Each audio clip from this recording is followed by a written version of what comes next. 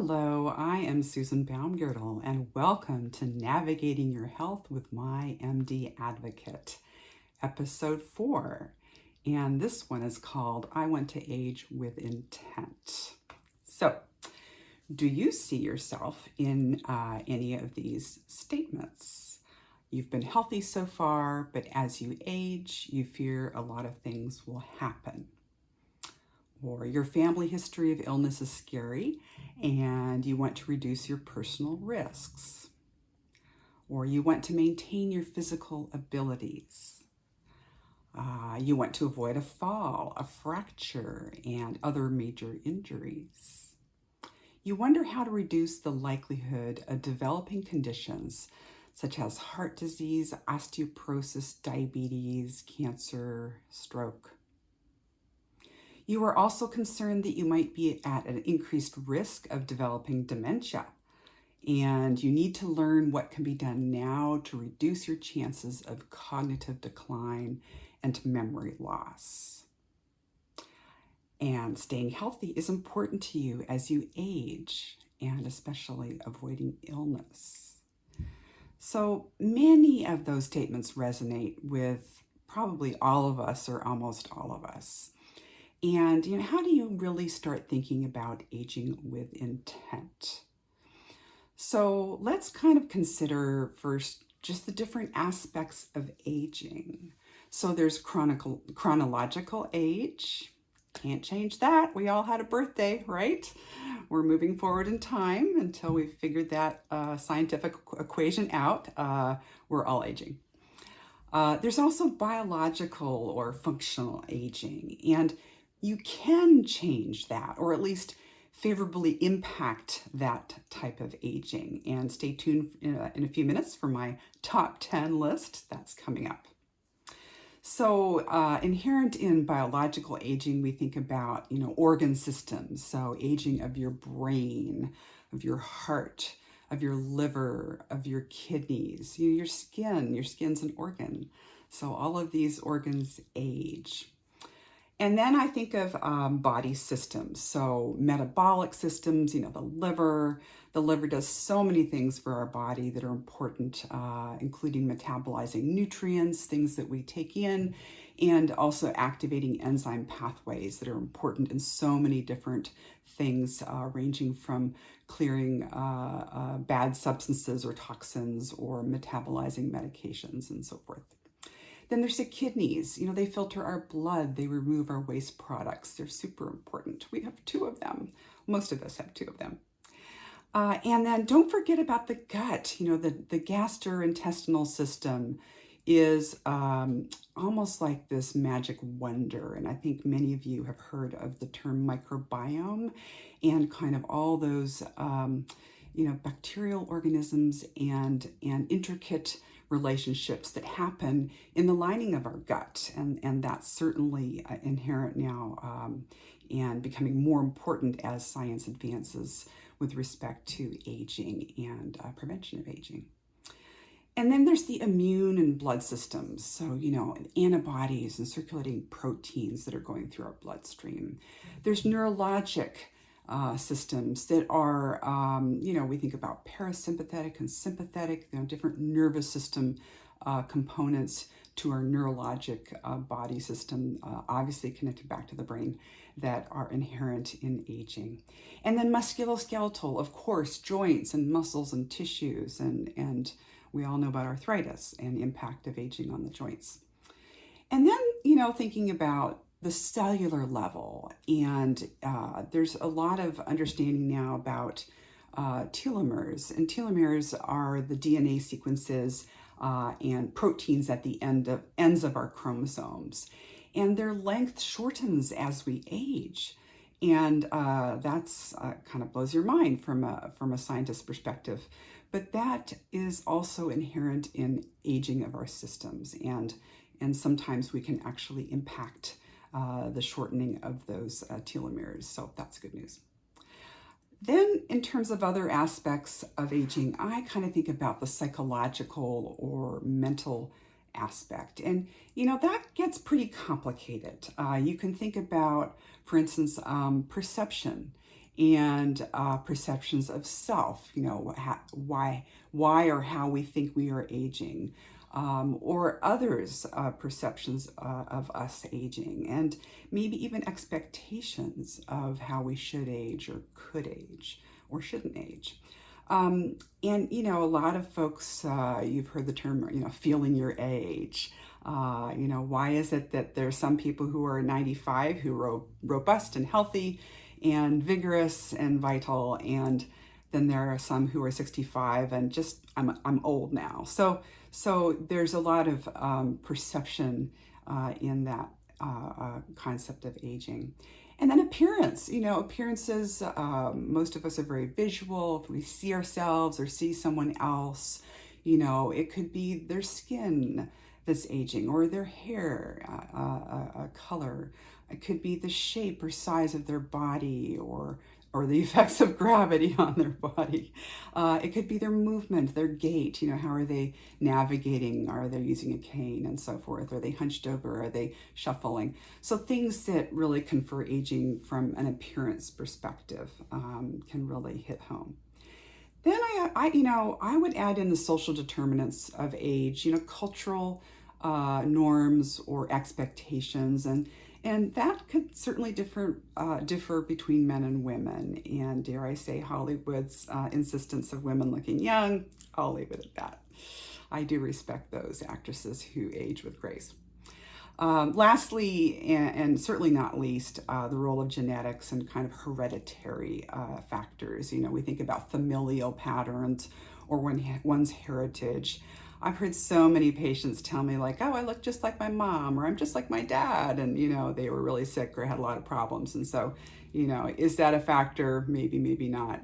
There's a lot of depth to that. So, without further ado, I would like to present my top 10 list of ways to age with intent. And honestly, this is in no particular order. So sometimes I do leave the best for last.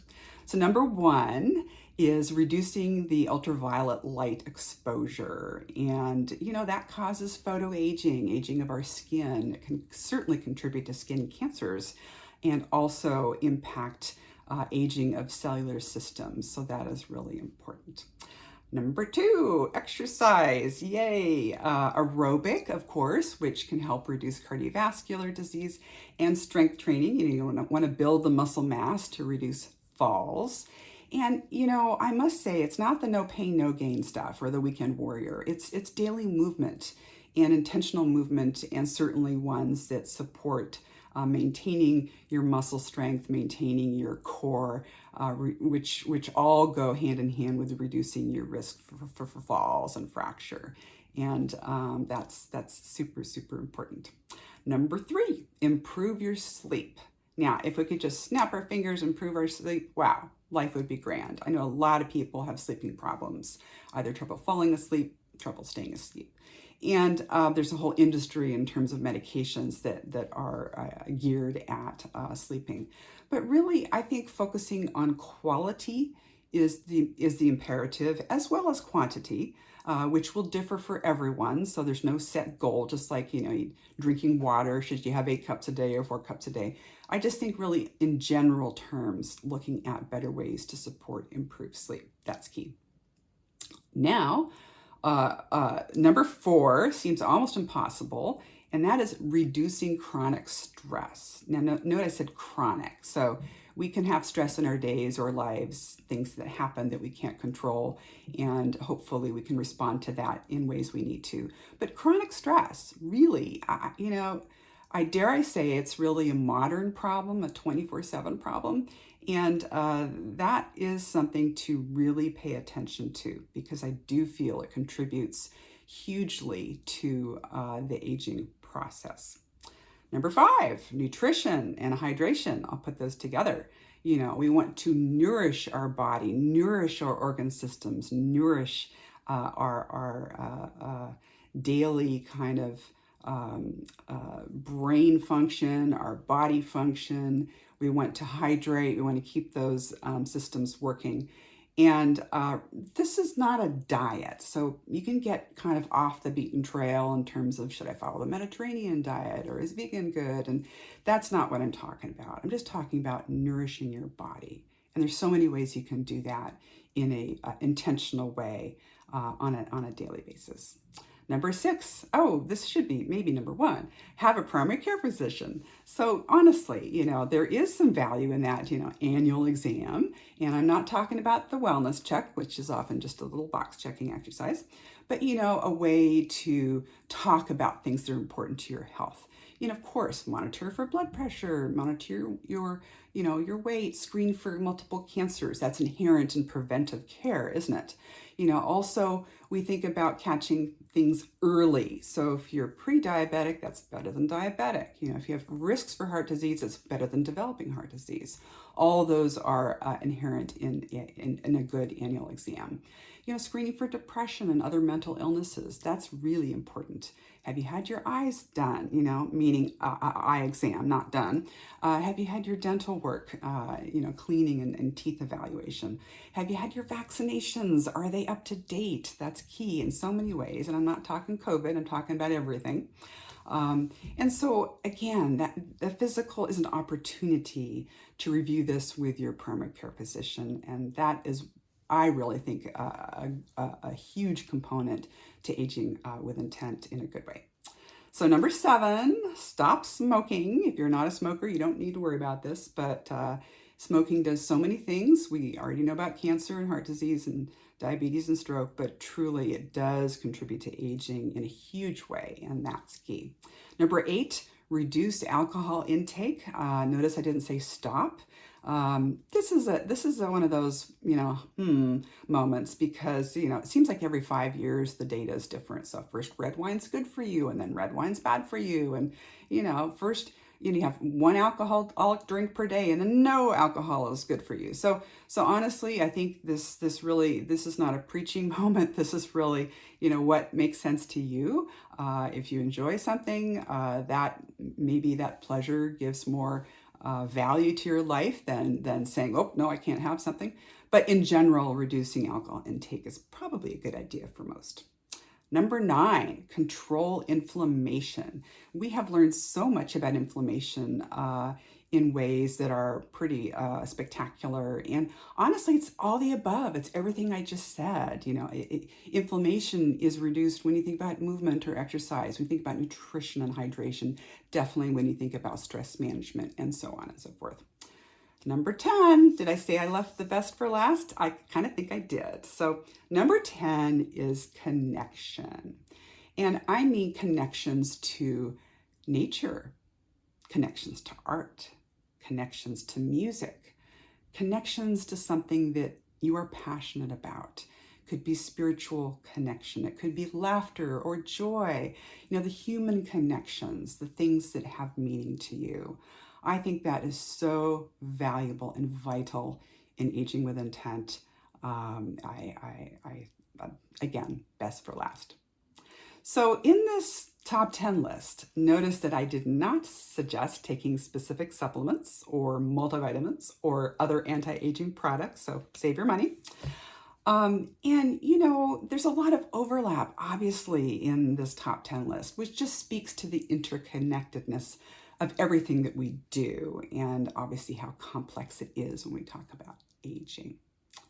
So I hope you enjoyed spending a little time considering what aging means and how to approach it with intent. And please join me again for episode 5 coming up. It's called I Have Cancer, Now What? So thank you for watching, and have an awesome day.